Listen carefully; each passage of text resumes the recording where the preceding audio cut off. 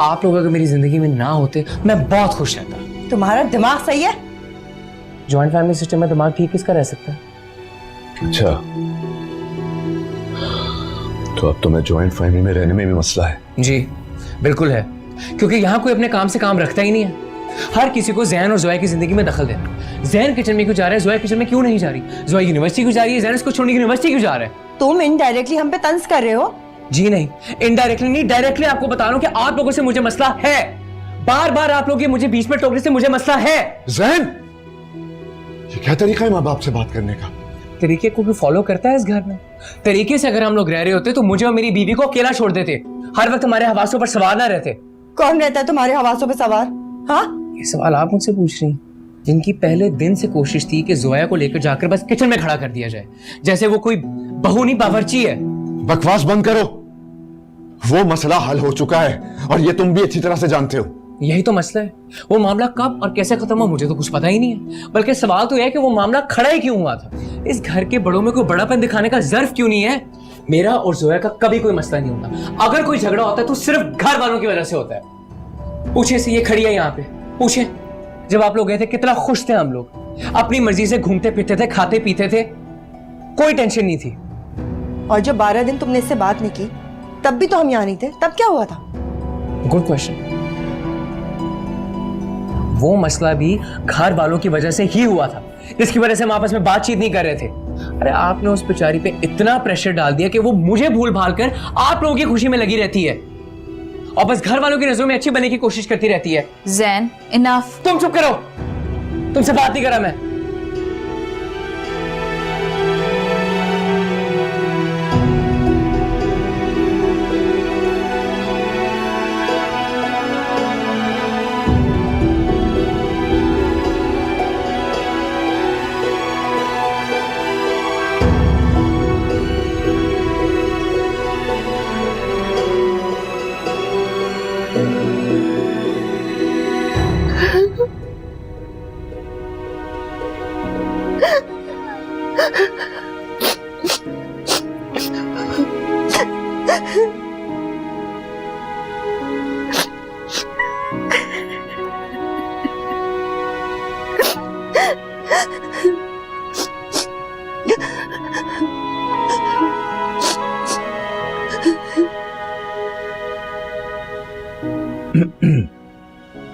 भाई फौजिया, अब तुम इतनी कमजोर तो नहीं हो कि इतनी सी बात पर रोना शुरू कर दो। मुझे किसी से बात नहीं करनी, अब जाओ यहाँ से। तुमने कुछ कहना है न सुनना है बस।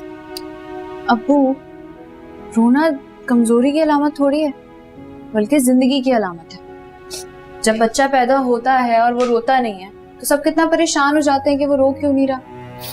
और जब वही बच्चा बड़े होकर माँ बाप से टेढ़े मुंह बात करता, पता है कितना दुख होता है। इंसान पूछता है अपने आप से, ऐसी क्या गलती करती थी हमने? नहीं, आपसे कोई गलती नहीं हुई है।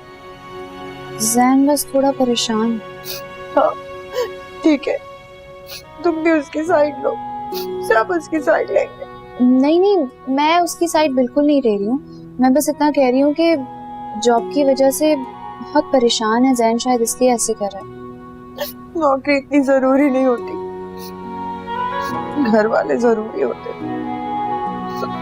कंपनी वाले ना सिर्फ पैसे देते, घर वाले मोहब्बत देते, सहारा देते। अपनी सारी उम्र की कमाई भी लेके घूमेगा ना, उसको हमारे जैसे घर वाले नहीं मिलेंगे, दिलों से मोहब्बत करने वाले। हाँ बिल्कुल ठीक कह रही हैं, समझ सकती हूँ। तो वो क्यों नहीं समझ सकता? उसे कह देना मैं सारी जिंदगी उससे बात नहीं करूंगी, ताकि ढूंढ ले अपने लिए दूसरी माँ।